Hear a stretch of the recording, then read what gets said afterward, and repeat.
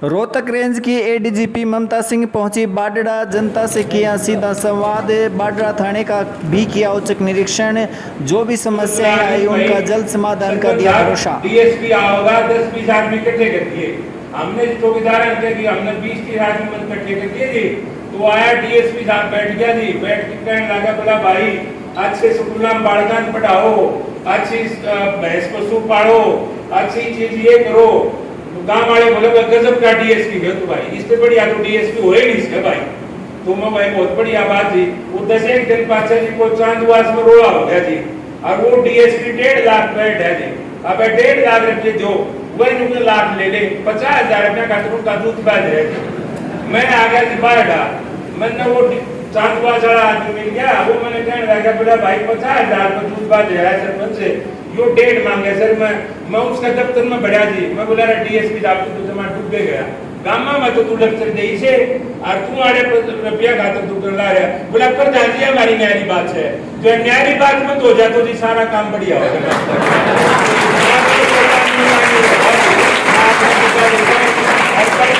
भले आदमी दिमाग को बताऊं बिल्कुल मुंह पर तारीफ करूं, 4 में करा के 4 में कुछ 4 बार पूछने देखो फालतू पे डाले काम। लेकिन ये कप्तान है भाई, लेकिन हमारा मतलब ये भाई हकीकत जो है बहुत बड़ी आदमी है।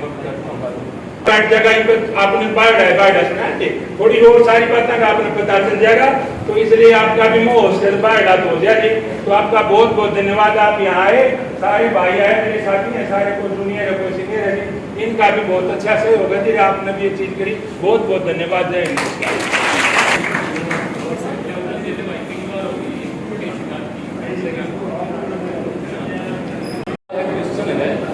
हमारे क्षेत्र में कम से कम 3-4 गांवों में चोरी हुई थी 10-10 लाख की।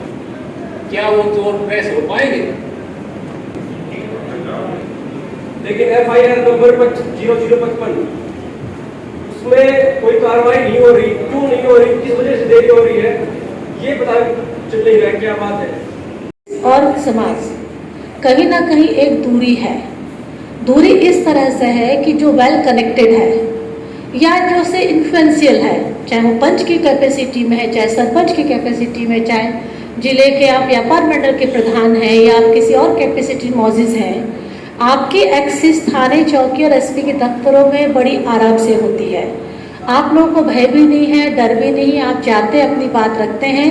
जायज़ बात होती है, नाजायज़ बात तो किसी की भी नहीं होती है, लेकिन ये एक आप बहुत गिने चुने लोग हैं जिसको जिसके अंदर में एक विश्वास कह लीजिए या इतना आपको भरोसा है कि हम जा सकते आ सकते हैं। लेकिन जो 90% जनसंख्या है, अगर मैं यहाँ बैठे इस हॉल में मैं अगर सभी लोगों से पूछूं, आप में से कितने जो थाने चौकी में गए हैं या थाने चौकी में अकेले जाने की हिम्मत रखते हैं, तो शायद आधे व्यक्ति पुलिस से थोड़ा सा भय खाते हैं। और भय खाने के कुछ जेन्युइन सही कारण भी है, कुछ एक अवधारणा है।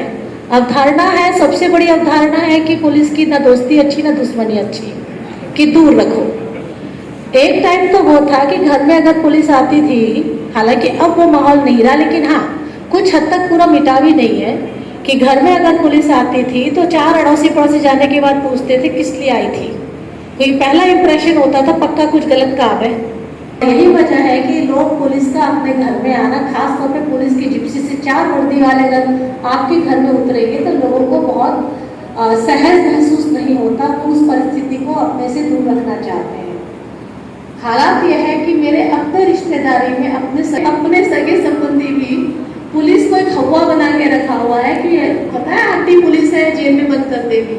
पर चाहे नहीं माने, जो हम लोगों का आपस में तालमेल होना चाहिए, जो एक परस्पर व्यवहार होना चाहिए, बहुत पॉजिटिवली आ रहे हैं।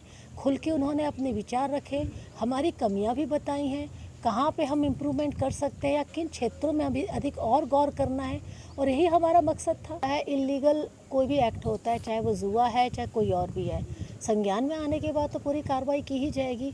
अब हमारे यहाँ पर कई रिचुअल्स जो हैं, छठी हो गया या कई और इस तरह के रिचुअल्स हैं जहाँ पे लोग सेलिब्रेशन करते हैं।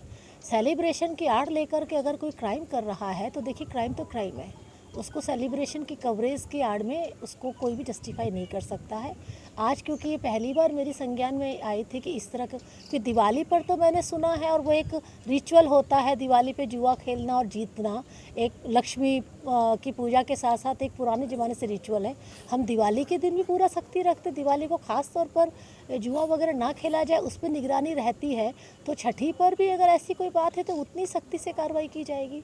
मैडम एक क्वेश्चन और है कि बारडा क्षेत्र में बहुत सी बड़ी बड़ी चोरियां हुई हैं पिछले दिनों, उस पर एक प्रश्न भी उठाया गया था, उस पर कार्रवाई कहाँ तक बढ़ी है? वैसे तो जो आपने प्रश्न उठाया गया था तो मैंने उस सभागार में उसका जवाब भी दे ही दिया था, पर क्योंकि आपने दोबारा मुझसे यह प्रश्न पूछा है तो संक्षिप्त में मैं आपको बता दूं, ये जो घुमंतू जो प्रजाति है राजस्थान के हलके से जो आती है, जो अब तक की जांच है उनमें उनका शामिल होने के हमारे पास जो अब तक की इन्वेस्टिगेशन में तथ्य आए हैं।